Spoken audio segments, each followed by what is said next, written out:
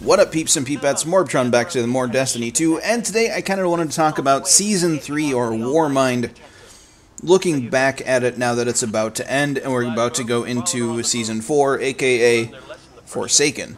So, Season 3 was a major turning point for Destiny 2.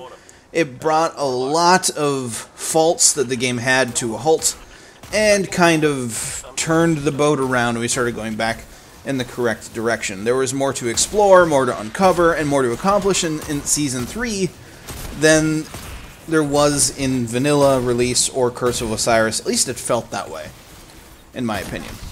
But there was a lot more lore released with Warmind. Storylines that we thought were forgotten by Bungie were brought back into the game and expanded upon. Examples would be like the Bray family as a whole, the Bray Corporation, and the mysterious stranger turning out to be Elsie Bray. I thought that was pretty cool. My biggest complaint with the season overall is the current state of the Crucible, mostly due to the current meta, because it just feels stale, and the weapons that are at the peak seem to be pretty far above everything else, but also because competitive and Trials of the Nine kind of are in this weird, broken state that they have been in, at least for Season 2 and Season 3. They almost seem more broken in Season 3 than they were in Season 2 during Curse of Osiris. A lot of people, including myself, don't like the fact that we don't have radar in either competitive or Trials. I know some people don't mind. I don't know, some people don't like not having radar, like myself. So it's nice that that's coming back in Forsaken. But matchmaking in competitive and in Trials also is kind of in a broken state, especially in competitive currently. I don't have fun solo queuing in competitive.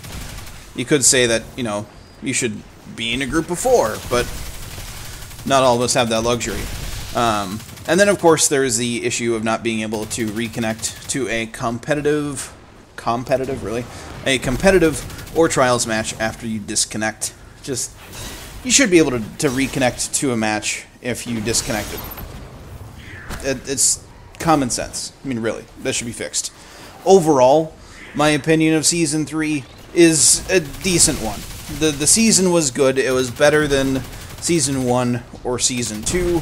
They added a ton of stuff to do, new weapons to hunt for, but the season did seem to run out of steam quickly due to some of the reworks that happened and just how they ended up working out for the season and the longevity of the season.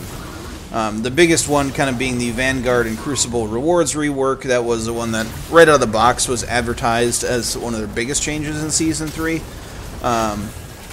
Although it was a better system than we saw in Season 1 or Season 2, it was still, and is still, a token-based system, but they did add the I guess, good thing of having rewards locked behind an amount of times people ranked up, giving you things to look forward to. However, throughout an entire season, it didn't take very long for people to unlock all the rewards for the Vanguard especially. But in Crucible, the only things that a lot of people had trouble with, including myself, was, you know, getting to the Redrix's Claymore in competitive. Like, that grind was the opposite end of the spectrum compared to how easy the Vanguard grind was to hit rank 50 for Vanguard to get everything unlocked there. It also would have been nice to see some of the Vanguard rewards, especially closer to rank 50, be better. They don't really stand out as being good, any of them. You know, there was a hand cannon that showed some promise, the service revolver, but it just never really caught on. It's not really that good. It's only kind of okay, and compared to what we already had, didn't stand out at all. But the season did add things like Escalation Protocol, which is kind of flawed in my opinion, but given the whole 9 stacking a public area strategy that most people use on PC anyway, kind of breaks it, and that being the normal thing to do, the activity gets really, really grindy and farm-tastic. But the activity in itself did give us new legendary weapons to hunt for that were extremely powerful in niche situations, which was fun to see. It was fun to have a weapon or weapons to hunt for that were very, very good at doing very specific things in a specific environment. I enjoyed that. I really do.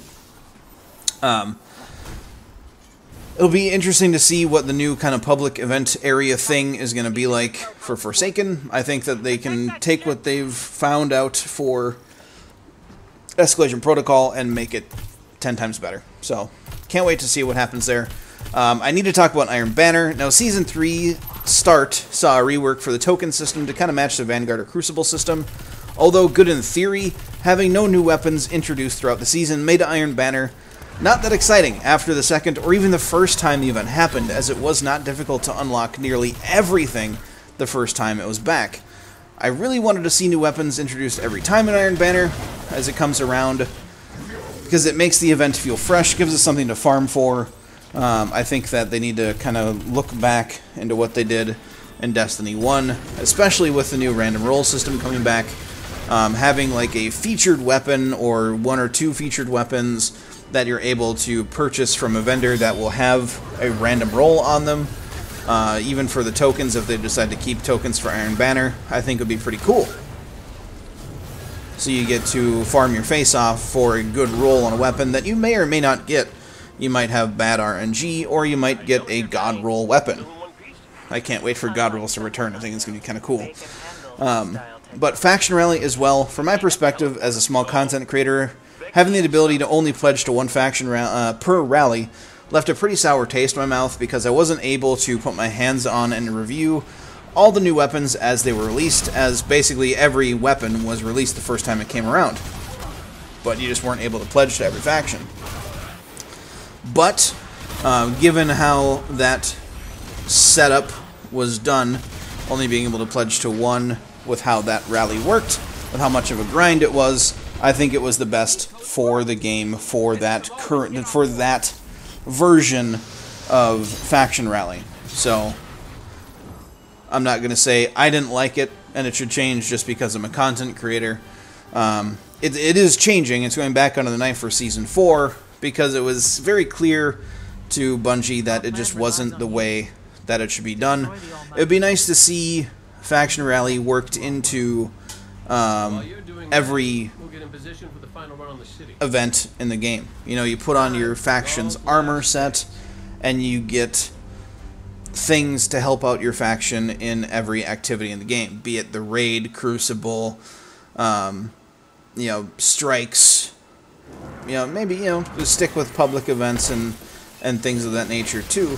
But it'd be nice to see Faction Rally touch every activity in the game and not just one or two. Prestige raid layers were super fun.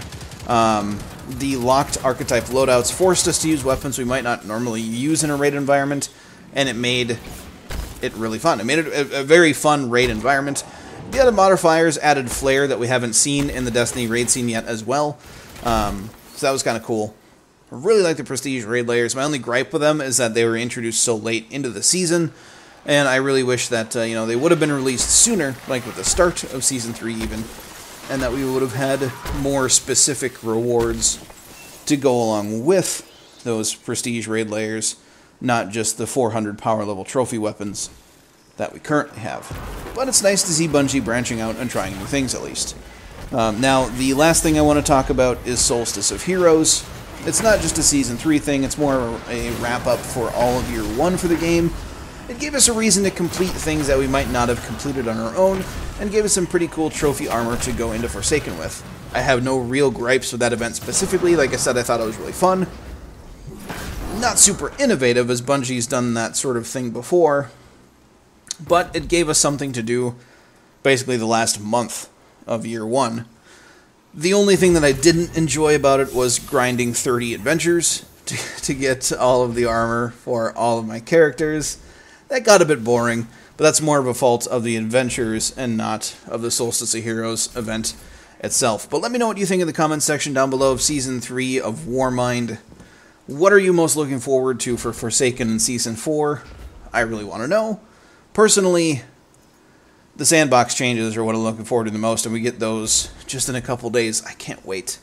But if you like this video, please leave a like. A positive rating is greatly appreciated. Thank you all so very much. If you're new to my channel and want to see more of my content, I will be hitting things much harder in Forsaken as I will have more stuff to do. But don't forget to have a good day, everybody, and I'll catch you all next time.